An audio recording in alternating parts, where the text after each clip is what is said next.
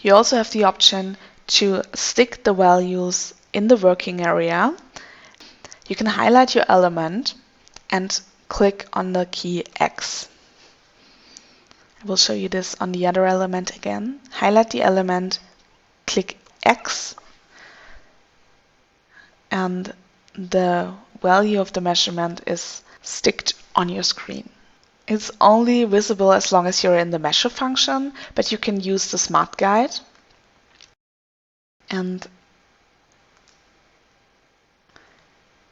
we have measurements in display switch. And if you activate this one, it's already activated in my case, you can also see the measurements in other functions. For example, if I want to move my pieces, so you can see the measurements are still on my screen. If I want to change the length of my sleeve, for example, with element normal,